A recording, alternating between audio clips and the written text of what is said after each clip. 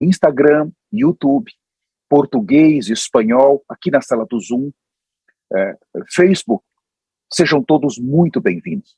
E quero agradecer a quantidade de visualizações que está em alcance, né? Cada mensagem, como ontem, ultrapassou já, em menos de 24 horas, o alcance milhares de pessoas, milhares. É assustador como as pessoas estão buscando essa palavra. Muito obrigado a todos que estão, de alguma maneira, ouvindo, compartilhando essa palavra. Vamos então começar. Mais uma vez, o tema de hoje é Jesus, o Filho do Homem, e também o Filho de Deus. Como Filho do Homem, nós vamos ver a sua parte humana para a redenção. Ele é um cordeiro perfeito, mas como Filho de Deus, ele, em ressurreição, é o Espírito que dá vida. Então, nós precisamos desse Jesus Cristo não apenas para a nossa redenção, para perdoar os nossos pecados, mas ele também tem a vida de Deus. Ele precisa liberar esta vida para nós. Então, Jesus, em sua humanidade, ele é um cordeiro perfeito para morrer pelos nossos pecados. Mas na sua ressurreição, ele é o Espírito para nos dar a vida, nos impartir a vida de Deus e produzir o corpo de Cristo, que é a igreja. Vamos ver em rápidas palavras, eu não posso demorar, mas nós vamos ler vários versículos com os senhores. Vamos começar então com o livro de Romanos capítulo 1, o versículo de número 1, 2, 3 e 4. Esse é o ministério do profeta Elias. Ele é o nosso líder. Ele vive no Quênia atualmente, mas está se preparando para se mudar para o Brasil, aonde o avivamento vai começar de uma maneira muito grande e também em toda a América Latina. Então, sejam muito bem-vindos a essa comunhão, a esse discipulado, a essa ministração que o Senhor vai dar para nós em nome de Jesus. Romanos capítulo 1, versículo 1, 2, 3 e 4. Paulo, servo de Jesus Cristo, chamado para ser apóstolo, separado para o evangelho de Deus. Primeiro ponto. Nós temos 4 evangelhos: Mateus, Marcos, Lucas e João. São os 4 evangelhos que apresentam Jesus como Filho do Homem. Ele é um homem e ele vai começar o seu ministério e ele vai executar o seu ministério. São somente 4 evangelhos que apresentam a humanidade de Jesus. Mas aqui Paulo está dizendo nesse versículo o evangelho de Deus. Então ele está dizendo que a carta aos Romanos é o 5º evangelho. Ele está afirmando o que eu vou escrever, ele disse nessa carta, também é um evangelho. Mas vai apontar Jesus em um aspecto diferente. Aqui, Paulo vai apresentar Jesus depois da sua morte, depois da sua ressurreição. Então, os primeiros 4 evangelhos apresentam Jesus como homem. Mas agora, a partir de Paulo dizendo que ele vai apresentar Jesus como o Espírito, depois da sua ressurreição. Nós vamos ver isso de uma maneira muito completa, em nome de Jesus. Seguindo, versículo 3, com respeito ao seu filho, o qual, segundo a carne, veio da descendência de Davi. Então, aqui nós temos a primeira parte da pessoa de Jesus, segundo a carne. Então, ele é o Filho do Homem. Segundo a carne, ele veio da descendência de Davi. Nós vamos detalhar isso para os senhores. Nós vamos agora, então, começar essa primeira parte, apresentando esse Jesus, que é um Salvador completo. Ele foi dado por Deus para nós. O Evangelho de Deus é o tema principal deste livro. E esse livro vai mostrar para nós Cristo depois da sua ressurreição. Agora, como Espírito que dá a vida para todos nós, e ele pode entrar dentro dos cristãos. Nos primeiros 4 evangelhos, ele é um homem. Ele está entre os discípulos. Mas, a partir do livro de Atos dos Apóstolos até o último Apocalipse, ele é Espírito e ele pode entrar dentro dos cristãos. Somente Jesus, ele agora, nesse livro, ele tem uma humanidade glorificada e ele pode habitar nos discípulos e os tornar o templo do Espírito Santo. Isso é maravilhoso. Também nós vamos ver que este livro mostra que Cristo ressuscitou e agora ele é o Espírito que dá a vida para dentro de nós, trazendo a vida de Deus, trazendo a vida do reino para cada um de nós, nos trabalhando a esfera da regeneração até a glorificação dos filhos de Deus para a entrada no reino eterno com os corpos glorificados. Oh, que dia precioso! Oh, que dia precioso! Nós vamos ser irmãos. Nós não podemos tirar os olhos de tudo isso. O plano de Deus é para glorificar homens como eu e você, homens carnais e mortais, com a humanidade que temos tão fraca, tornar em filhos de Deus glorificados. Vamos ver isso. No versículo 3 que estamos lendo, mostra as 2 linhagens de Jesus, uma da descendência de Davi e a outra que vem pela ressurreição dos mortos. Vamos ler o versículo 4. E foi designado Filho de Deus com poder segundo o Espírito de santidade pela ressurreição dos mortos, a saber, Jesus Cristo nosso Senhor. Então aqui, primeiro, ele é da descendência de Davi, filho do homem. Segundo, ele foi designado, depois da sua ressurreição, Filho de Deus com poder. Vamos pegar alguns versículos para darmos uma boa introdução. Abram comigo em Lucas capítulo 2. Eu gostaria de pedir se alguém pode escrever esses versículos para nós, porque eu vou ser um pouco rápido. Lucas capítulo 2, eu vou ler o versículo 15 e o 16. E ausentando-se deles o anjo para o céu, diziam os pastores uns aos outros: vamos até Belém e vejamos os acontecimentos que o Senhor nos deu a conhecer. 16. Foram apressadamente e acharam Maria e José e a criança deitada na manjedoura. O 17. E vindo, divulgaram o que lhes tinha sido dito a respeito deste menino. O que nós temos aqui? Nós temos o momento do nascimento de Jesus. Agora, por favor, abram João, o Evangelho de João, o próximo livro, capítulo 1. João 1, versículo 14, fala assim: e o verbo se fez carne e habitou entre nós. Exatamente no momento que o Filho de Deus,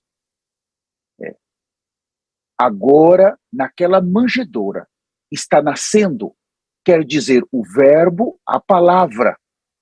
Ele é a palavra de Deus. Se fez carne e habitou entre nós temporariamente, por mais ou menos 33 anos e meio. Então nós vemos o seu nascimento e nós estamos vendo agora ele se fez carne. Mas, por favor, notem que estamos falando do seu primeiro nascimento.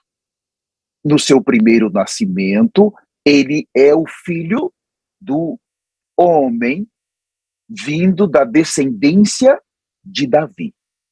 Agora, vamos ver o segundo nascimento. Rapidamente, abram comigo em Atos capítulo 13, por favor. Isso é apenas a introdução. Atos capítulo 13, o versículo 33.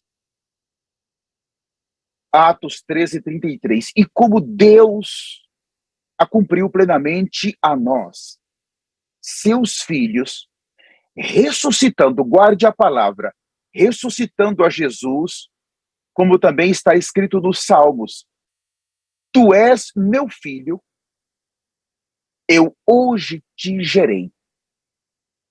A palavra eu hoje te gerei e ressurreição. Então, nós vimos em Lucas capítulo de número 2, o primeiro nascimento de Jesus, a encarnação. Mas agora nós estamos vendo o segundo nascimento dele, por meio da ressurreição. Quando Deus Pai diz, eu hoje te gerei, em outras palavras, você está nascendo de novo. Então nós temos um segundo nascimento. O primeiro nascimento como filho do homem, da descendência de Davi. Mas agora o segundo nascimento pela ressurreição dos mortos, ele é o Filho de Deus com poder. Vamos ainda ver Hebreus capítulo 1, versículo 5, por favor, abram comigo, apenas nessa introdução. Hebreus capítulo 1, versículo 5. Pois qual dos anjos disse jamais, tu és o meu filho, eu hoje te gerei. E outra vez, eu lhe serei pai e ele me será filho. Então nós temos aqui o segundo aspecto. A ressurreição de Cristo deu a ele um segundo nascimento. Vamos desenvolver essas duas linhagens hoje para vocês. Cada linhagem é para restaurar o nosso arrependimento. Não fique com conhecimento.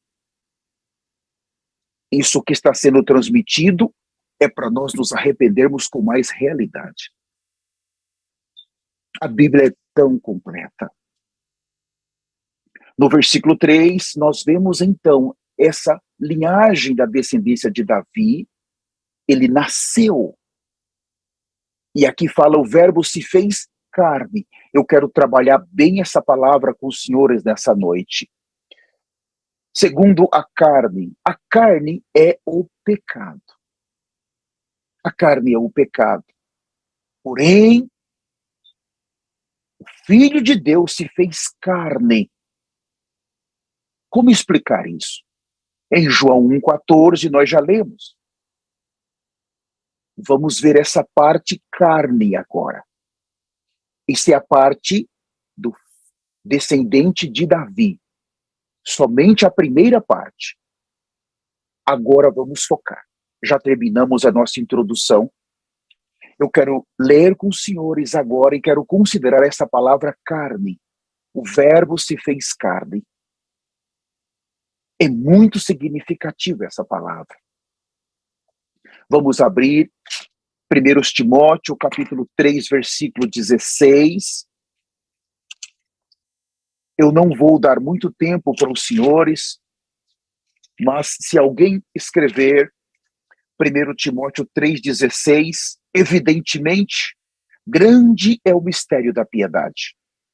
Aquele que foi manifestado na carne. Foi justificado em espírito, contemplado por anjos, pregado entre os gentios, crido no mundo e recebido na glória. Aqui nós estamos vendo aquele que foi manifestado na carne. E eu gostaria de ler mais um versículo acerca disso, Hebreus, por favor, o capítulo 2, o versículo 14.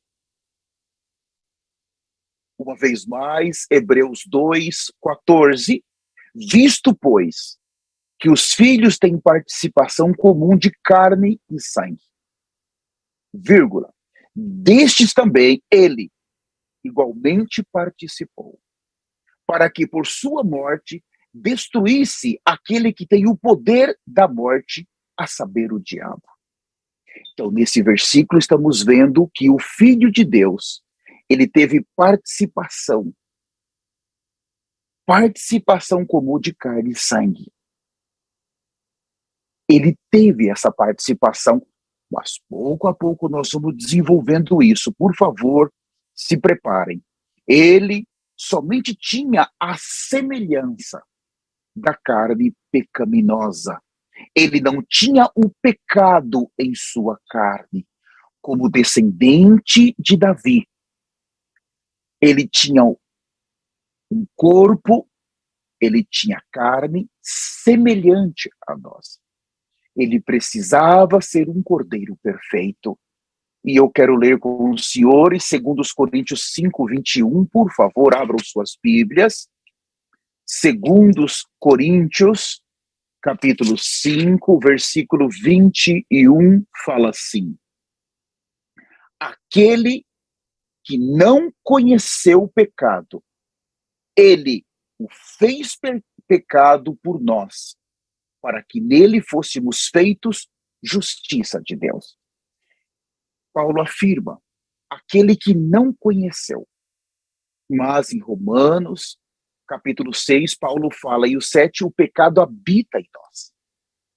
Em mim e em você o pecado habita, mas nele não habitava. Ele se fez pecado. Vamos ver isso mais adiante, mas o pecado não habitava na sua carne. Eu quero ler ainda Hebreus 4:15 com os senhores. Os senhores perceberam que eu estou lendo vários versículos e pouco a pouco nós vamos explicando. Hebreus 4, o versículo de número 15 fala assim: porque não temos um sacerdote ou um sumo sacerdote que não possa compadecer-se das nossas fraquezas. Antes, foi ele tentado em todas as coisas, a nossa semelhança, mas sem pecado. Mas sem pecado. Ele é o sumo sacerdote, ele foi tentado em todas as coisas. Quando habla todas, quer dizer todas. Todas. Mas aqui disse sem pecado. Isso é muito significativo para nós. E um último aspecto desse Jesus, nós temos João, abram comigo o Evangelho de João. Esse é um versículo muito conhecido. Vamos começar primeiro com Números, capítulo 21, versículo 9. Números 21, 9. Esses são dois versículos de Números e João 3, muito conhecido de todos. Números 21, versículo 9, fala assim: fez Moisés uma serpente de bronze e a pôs sobre uma haste. Sendo alguém mordido por alguma serpente, se olhava para a de bronze e sarava. Agora, João 3, por favor, o Evangelho de João, capítulo 3. Abram comigo em um versículo que o próprio Jesus, ele falou. O versículo 14 fala assim: e do modo porque Moisés levantou a serpente de bronze no deserto, assim importa que o filho do homem, veja a palavra filho do homem, ele vem da descendência de Davi. Ele é perfeito para completar a nossa redenção e a nossa justificação. Assim como importa que o Filho do Homem seja levantado, para que todo aquele que nele crê tenha vida eterna. Uau, que poderoso! A serpente de bronze tinha forma de serpente. A serpente de bronze tinha semelhança da verdadeira serpente. Porém, não tinha o veneno da serpente. Cristo não tinha pecado. Cristo não tinha pecado na sua carne, porém foi condenado na sua carne. Então, quando Jesus fala em João 3, assim como a serpente, como Moisés levantou a serpente, importa que o Filho do Homem seja levantado. Ele está sendo levantado ali como uma tipologia, um tipo da serpente. Ele não tem o veneno, não tem o pecado, mas a chave está no versículo 15, para que todo aquele que nele crê.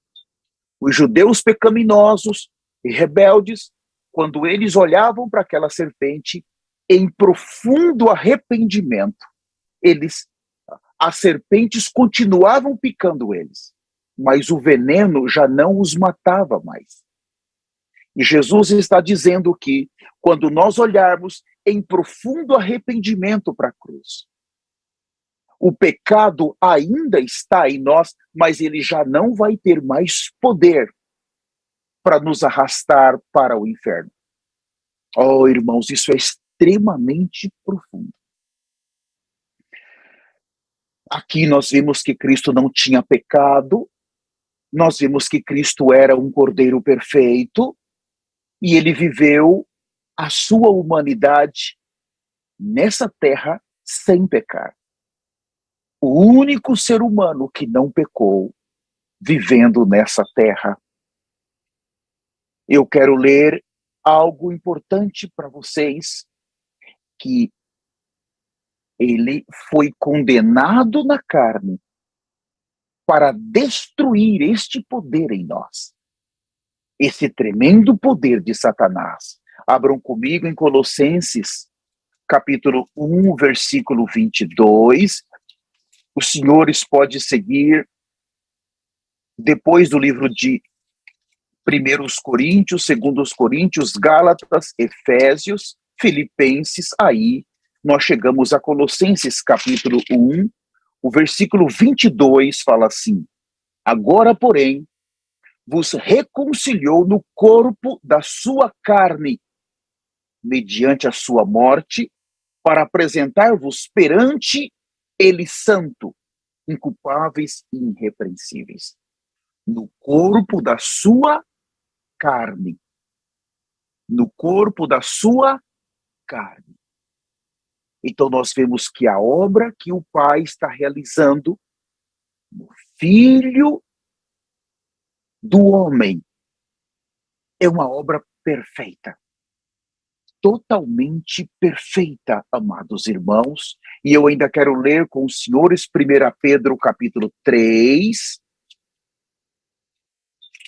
Por favor, 1 Pedro 3, vamos ler o versículo 18. Pois também Cristo morreu uma única vez pelos pecados, o justo pelos injustos, para conduzir-vos a Deus, morto sim na carne, mas vivificado no Espírito. Nós estamos vendo que a sua carne, em semelhança da carne pecaminosa, nós estamos vendo que a sua humanidade ela foi perfeita, mas por outro lado, do plano eterno de Deus, ele precisava destruir aquele que tem o poder da morte, destruir aquele que tem o poder do pecado, na sua cruz. O seu primeiro nascimento, nós estamos vendo que é para a nossa justificação. Ele, da descendência de Davi, irmãos, ele tem direito a um trono. Ele é rei, mas ele, como o sumo sacerdote Melquisedeque, ele também é sacerdote para sempre. Então, esse Jesus do qual estamos falando como Filho do Homem, ele tem, por um lado, a realeza, e por outro, ele tem o sacerdócio. Mas ele precisa cumprir a redenção na sua carne. E eu quero, mais uma vez, ler com os senhores. Desta maneira, na cruz, ele julgou primeiro Satanás, que está relacionado com a carne. Ele julgou o mundo, o qual depende de Satanás. Eu vou fazer uma pergunta para os senhores. Os senhores creem que para o mundo existir, ou mais fácil a pergunta, os senhores creem que o mundo depende de Satanás para sobreviver? Podem afirmar que sim.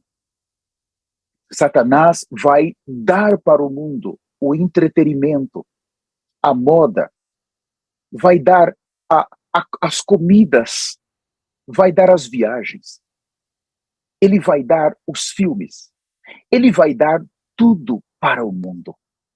O mundo depende de Satanás para se manter. Mas a igreja, ela depende de Cristo como Filho do homem para receber a sua redenção e de Cristo como Filho de Deus para receber a vida. Isso é muito significativo. Eu gostaria de ler com os senhores ainda João 12, 31. O Evangelho de João, capítulo 12, o versículo 31. Eu quero dar as boas-vindas, no mais poderoso nome de Jesus, ao Bispo José Vieira, que está conosco. Muito obrigado por estar conosco na sala, amado Bispo José Vieira. João 12, 31 fala assim: chegou o momento de ser julgado este mundo, e agora o seu príncipe será expulso. Quando ele fala, esse é o momento da crucificação. É a crucificação que é o momento que Deus vai usar para julgar o príncipe, o que governa esse mundo. Veja que na sua primeira encarnação, a obra que ele está levando adiante é uma obra extremamente importante para a humanidade. Eu ainda quero ler com os senhores o Evangelho de João, capítulo 16, o versículo 10. João 16, 10 fala assim: da justiça, porque vou para o Pai e não me verás mais. Do juízo, porque o príncipe deste mundo já está julgado. Então, a sua crucificação na sua carne condena e termina com a obra do príncipe deste mundo. Aquele que se rebelou na primeira, dentro da eternidade com Deus. E ele foi expulso, aquele que levou Adão e Eva a cair, e que é o príncipe deste mundo. O Senhor, em sua encarnação como Filho do homem, vai julgá-lo e vai condená-lo. Aqui ele diz, destruindo Satanás. Ele pode destruir Satanás da sua crucificação. Eu gosto muito de Atos 2:14. Por favor, abram comigo. Esse versículo é muito precioso. Atos, capítulo 2, o versículo 14, fala assim: então se levantou Pedro com os 11, e erguendo a voz, advertiu-os destes termos: varões judeus e todos os habitantes de Jerusalém, tomai conhecimento disto e atentai nas minhas palavras. Então agora Pedro, ele vai apresentar, eu não vou ler todos esses versículos, mas ele vai apresentar o Cristo ressuscitado, aquele que destruiu na sua carne o poder de Satanás, o domínio de Satanás, o reino de Satanás, o império de Satanás. Pedro vai abrir nessas palavras e vai nos mostrar em seu discurso que a obra que Jesus efetuou como Filho do Homem foi suficiente para nós. Por isso, amados irmãos, nós temos que sempre tomar muito cuidado. Muito cuidado. Antes de encarnar, ele já era o Filho do Homem. Como funciona? Primeiro, no livro, não precisem abrir. Em Hebreus capítulo 6, o versículo 4. Quando nós não tomamos de maneira séria tudo o que Jesus fez na sua carne, nós estamos tentando crucificá-lo uma segunda vez. E ele disse que é impossível nós sermos restaurados outra vez para arrependimento. Que, ao ver essa obra detalhada da sua encarnação, o seu viver humano e a sua crucificação, nós estamos vendo o que ele fez na sua humanidade. Isso já foi conquistado por ele. Ele já realizou.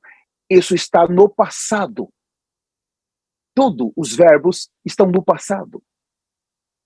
Agora, quando nós decidimos nos mantermos sobre o jugo de Satanás, o jugo do pecado, permanecermos como escravos desse mundo, nós estamos dizendo: Jesus, tudo o que o Senhor fez como Filho do Homem não foi suficiente para me libertar.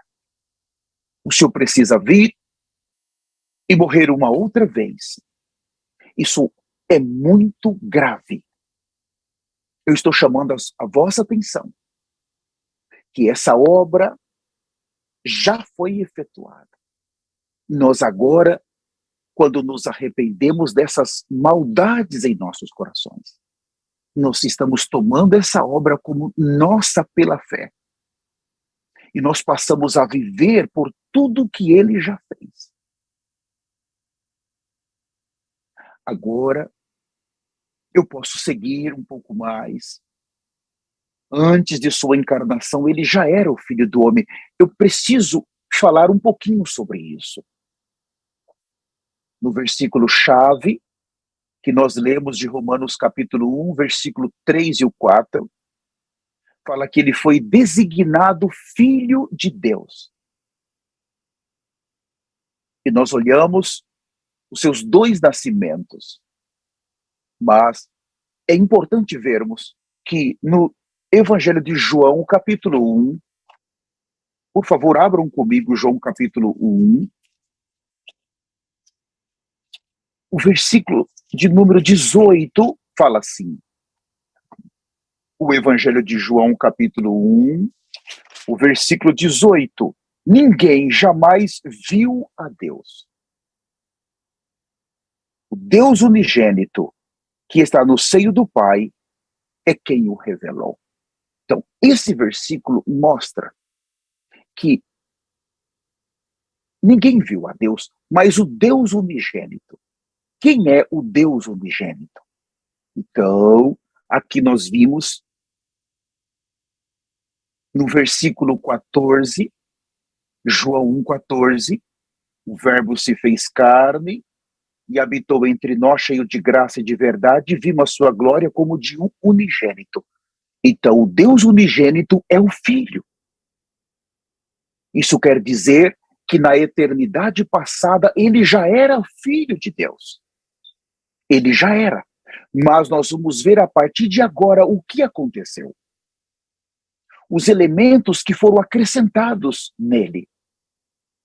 Na sua eternidade, ele é filho, mas quando ele se encarnou, quais foram os elementos acrescentados nesse filho, que viveu na terra por 33 anos e meio?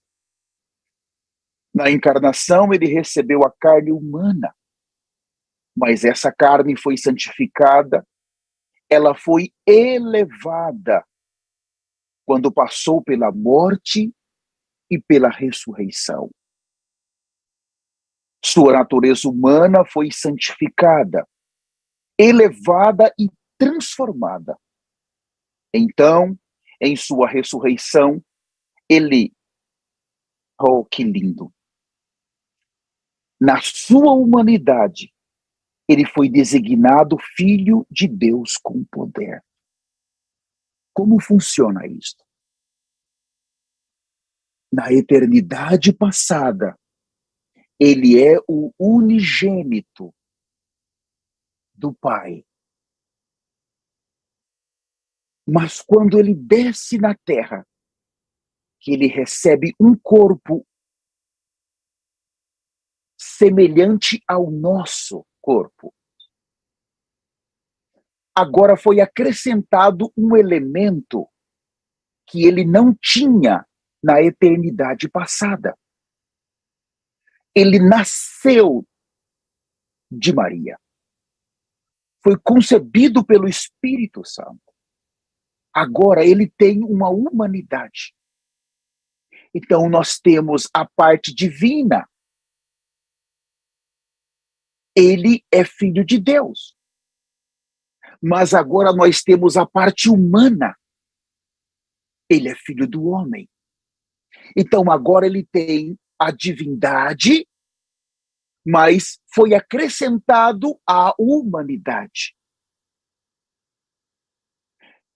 O ser humano, de acordo com a lei, sem derramamento de sangue, não há remissão de pecados. Ele precisa ser um homem para ter sangue. Sangue divino, o sangue de Deus. Esse sangue precisa ser derramado para completar a nossa redenção. Então, foi acrescentado à sua divindade a humanidade. Ele agora se tornou um homem perfeito. Um homem perfeito que não pecou. Em nenhum momento ele pecou. Por isso que quando ele entrou na morte,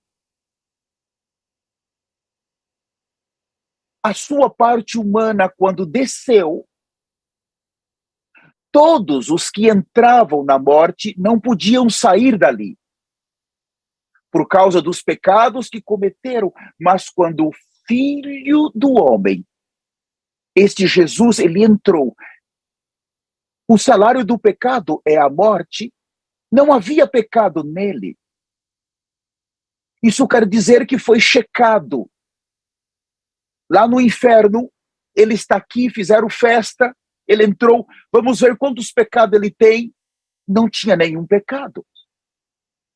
Eles estão checando, eu estou apenas fazendo uma ilustração, mas tem que ter um pecado para nós segurá-lo aqui. Vamos buscar, temos que achar um pecado. E não tinha nenhum pecado. E se não há pecado nele, ele não pode ficar lá. O inferno não é o lugar para ele. Então, quer dizer que a ressurreição tem que acontecer. O Pai somente pôde tirá-lo daquele lugar porque não havia pecado. Ele cumpriu a lei, não pecou. Então nós estamos vendo aqui, agora ele tem tanto a humanidade como a divinidade. A sua humanidade não é como a nossa. Eu estou cheio de pecado e os senhores também. Nós temos uma natureza adâmica. Precisamos de arrependimento constante. Precisamos do sangue constante. Mas com ele não era assim. Por isso, ele tem agora uma humanidade que foi levada na morte. E agora essa humanidade vai sair da morte. Aí nós temos um corpo que vai ser glorificado. Na sua encarnação, ele trouxe Deus aos homens. Por meio da ressurreição, ele levou os homens para Deus. Quando diz, o verbo se fez carne. Felipe perguntou, mostra-nos o Pai. Ele disse, há tanto tempo estou convosco. Então, por um lado era o Filho, por outro era o Pai que estava na terra. Quem vê o Filho, vê o Pai. O corpo é do Filho, mas a pessoa que é expressa naquele corpo é do Pai. Então, quando ele veio do céu, ele veio do Pai. Ele foi enviado pelo Pai, mas ele também veio com o Pai. Ele não veio sozinho. Não havia como separar o Filho do Pai. Agora, nós vemos quando ele foi checado e não há pecado, a sua humanidade perfeita não pecou. O inferno não pode detê-lo. Ele precisa sair dali. Então, para ele sair, ele precisa da ressurreição. E nós vimos em Atos, capítulo 13, o versículo 33, e nós vimos em Hebreus 1:5. Esse é o meu filho amado e eu hoje te gerei. Nesses dois versículos do Novo Testamento mostram o segundo nascimento dele. O primeiro nascimento, nós vimos no livro de Lucas 2, a partir do versículo 10 e João 1:14. Mas o segundo nascimento é por meio da ressurreição. Ele vai ressuscitar como agora o Filho de Deus com poder. Porque agora ele tem uma humanidade. Quando ele desceu do céu, ele não tinha a humanidade. Pastor Aguinaldo, e agora que ele está voltando para o céu, ele está voltando como um homem perfeito. Quando ele desceu do céu, ele é o único filho. Mas agora que ele está voltando com sua humanidade como um homem, ele agora é o primogênito, porque ele vai abrir caminho para nós também. A sua humanidade elevada quer dizer, ele é o primeiro homem a entrar na glória. O primeiro homem glorificado desta maneira.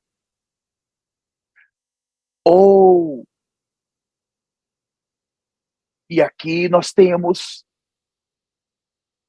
Deus tem um modelo para produzir os muitos filhos. Eu quero ler com os senhores Romanos 8:29. Eu aprecio muito esses versículos, Romanos 8:29. Sempre estão cheios de esperança para nós. Porquanto aos que de antemão os conheceu. Aqui fala de um povo que ele os conheceu na eternidade passada, Efésios 1:4. Os predestinou. Predestinou quer dizer um destino. Antes, destino. Ele estabelece um destino definido para aqueles que ele conheceu. Em outras palavras, o Senhor está dizendo, eu já estabeleci o seu destino final.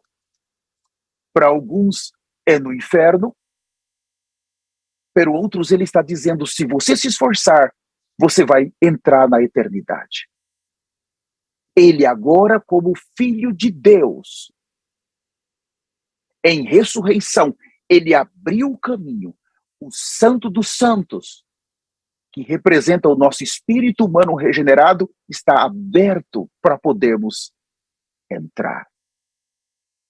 Predestinou para sermos conforme a imagem do seu Filho, conforme a imagem do seu filho. Aqui fala da conformação.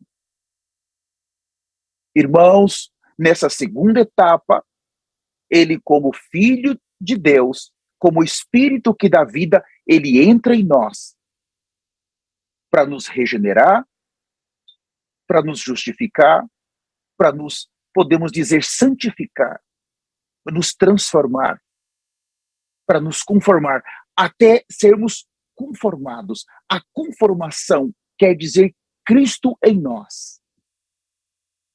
A esperança da glória. Isso é o ponto máximo de um cristão. Nessa segunda etapa do seu ministério como filho de Deus, como Espírito, em ressurreição, é para gerar vida. A igreja, como um corpo orgânico, foi gerado na sua ressurreição. Oh, preciosos irmãos, por um lado, ele entrou na glória como sumo sacerdote, Melquisedeque, e ele está intercedendo por nós, mas por outro, ele é o Espírito para nos encher da vida de ressurreição.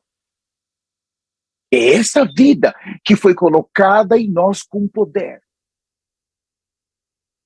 a fim de que ele seja o primogênito entre muitos irmãos. Oh, que versículo lindo! E o 30, e aos que predestinou, a esses também chamou. E aos que chamou, a esses também justificou. E aos que justificou, a esses também glorificou. A última etapa é a glorificação. Então, a predestinação, ela não é a etapa final. A predestinação é um meio que Deus usa para nos introduzir na glorificação. E aqui nós estamos vendo que nós precisamos tomar os benefícios que essa obra, pela graça, realizou por nós. Eu já estou terminando, mas eu quero finalizar a mensagem no livro de Mateus 12. Eu vou terminar em Mateus 12 com os senhores. O versículo 38 a seguir. Aqui, em Mateus 12, 38, existe uma grande advertência para todos nós. Grande advertência. Nós vamos ver dois personagens aqui importantes que foram mencionados por Jesus em sua humanidade, como filho do homem. No 38, então alguns escribas e fariseus replicaram: Mestre, queremos ver de tua parte algum sinal. Olha aonde os homens chegaram. Estão aqui querendo obrigar Jesus a fazer sinais. Ele, porém, respondeu: uma geração má e adúltera pede um sinal, mas nenhum sinal lhe será dado senão o do profeta Jonas. Vou seguir, porque assim como esteve Jonas 3 dias e 3 noites no ventre do grande peixe, assim o Filho do Homem estará 3 dias e 3 noites no coração da terra. Primeira parte, irmãos. Jonas, ele não realizou nenhum milagre. Ele simplesmente foi a Nínive e pregou o arrependimento. E desde o rei até os animais, irmãos, até os animais foram levados a um jejum. E o pano de saco estava ali. Eles se humilharam, eles se arrependeram, porque o juízo viria para a destruição. E não houve nenhum sinal, nenhum milagre. Jonas, ele não levantou aleijados. Não abriu os olhos de cegos. Ele não abriu a boca dos mudos. Os ouvidos dos surdos. Ele simplesmente pregou a mensagem do arrependimento. E houve resultados. Mas Jesus está mostrando aqui que no tempo dele, quando ele esteve na terra, ele fez tudo isso. E aquela geração não se arrependeu. A geração de Jonas, sem nenhum milagre, se arrependeu. A geração de Jesus, como filho do homem, viu tantos milagres e, todavia, não se arrependeram. Mas ele vai mostrar ainda mais, o 41. Ninivitas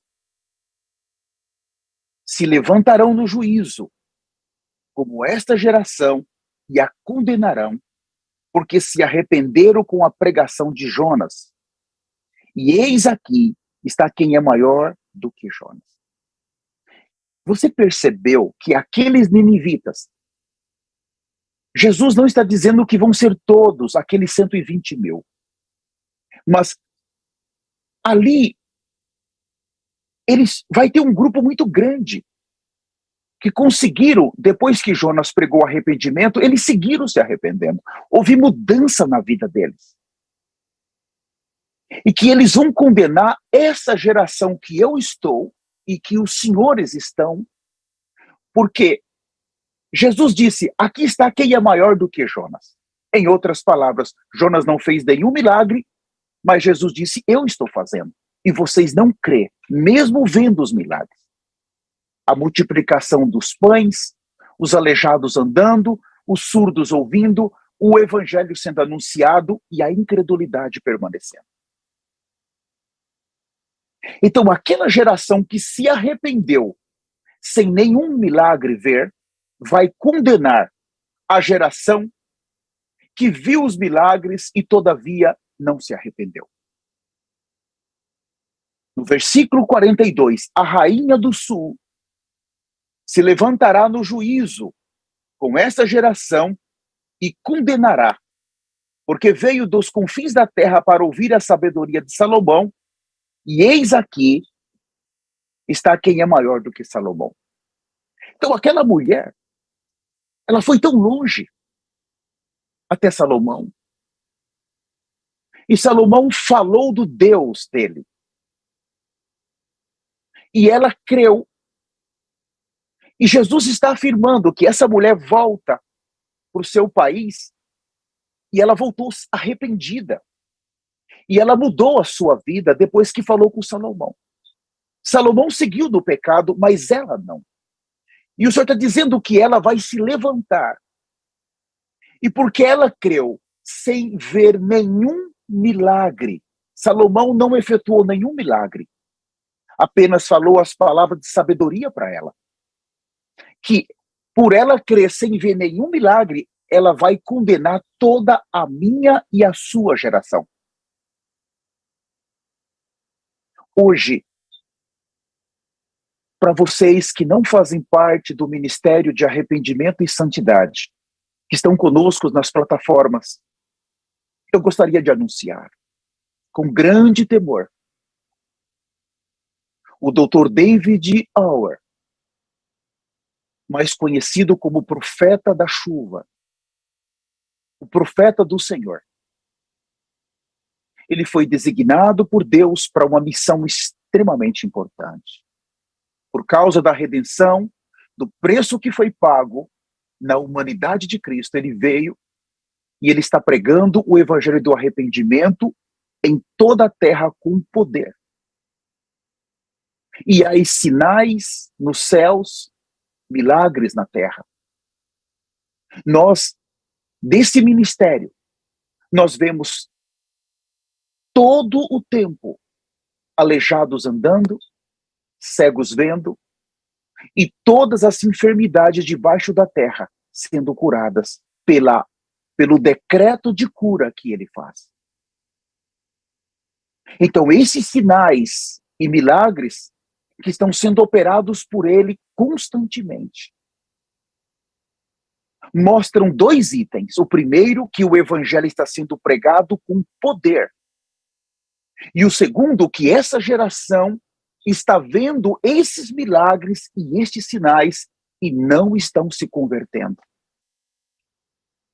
E ele está mostrando que bem-aventurado foi Nínive e foi a rainha do sul, que se converteram sem ver nenhum sinal.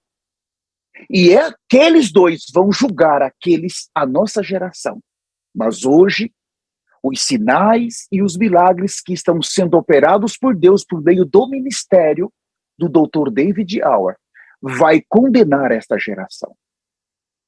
Porque além do evangelho, que está anunciando a vinda do Messias, os sinais seguem esse evangelho.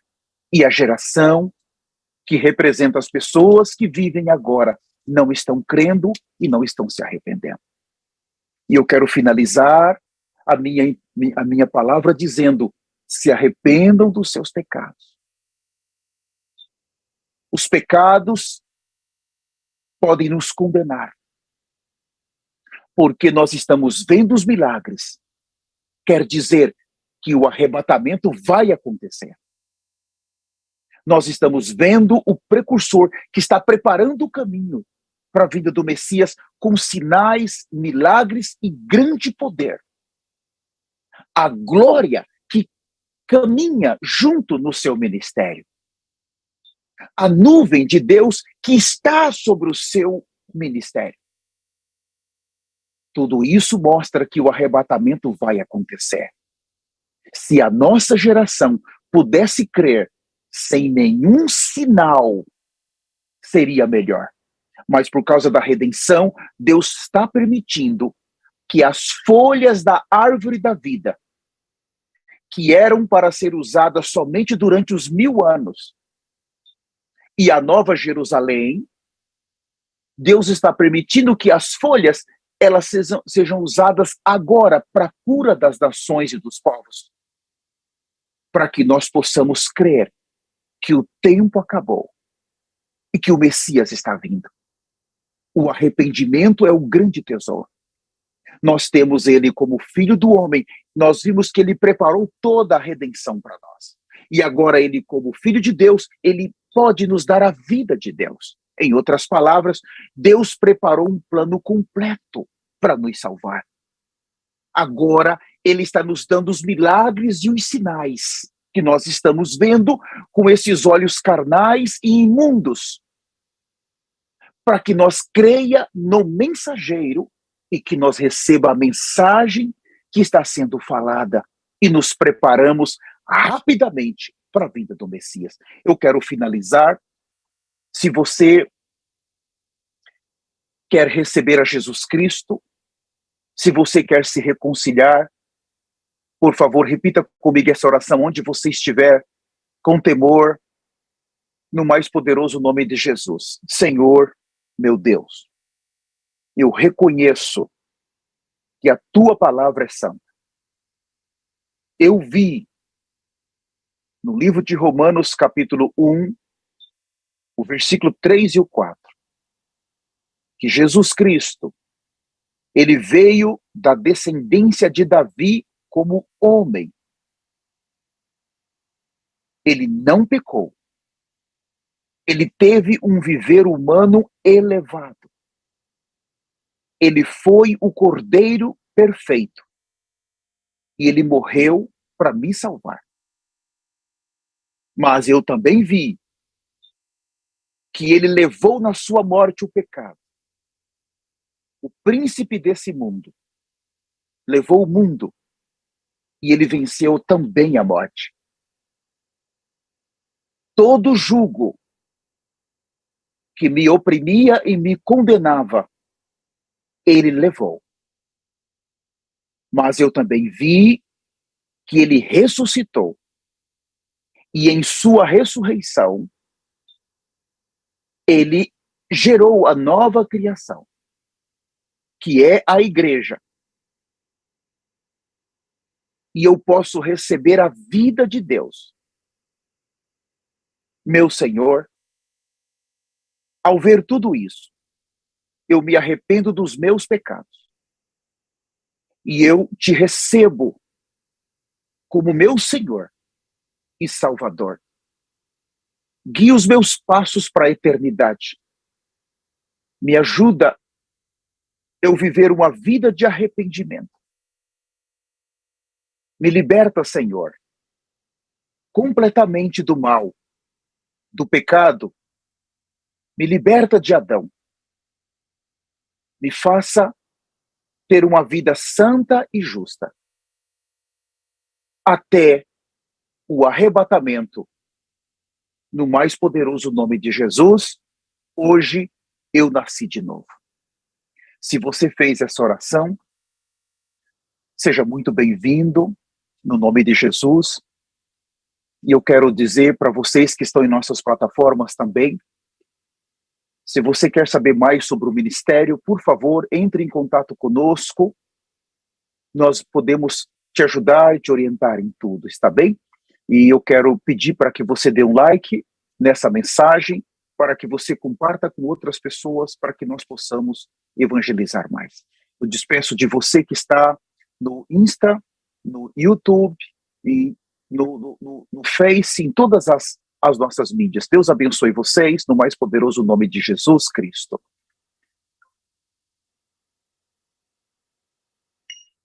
Agora, nós estamos somente nós na sala. Eu queria abrir